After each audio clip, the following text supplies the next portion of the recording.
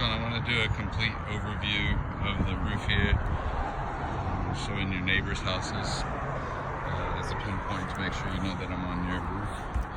I do see some areas of concern. I have marked up your vents. I'll show you those in just a second. Along your ridge line here, you have, looks like it's older, maybe some hail has hit it in the past.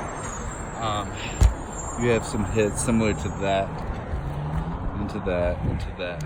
The insurance company usually will come out and do a 10 by 10, 10 foot by 10 foot test square on your roof. As you can see, I've marked areas that have what I consider to be hail findings. And as you can see, I have 3, 6, 9, 12, 13 right here within probably a 5 foot by 5 foot section.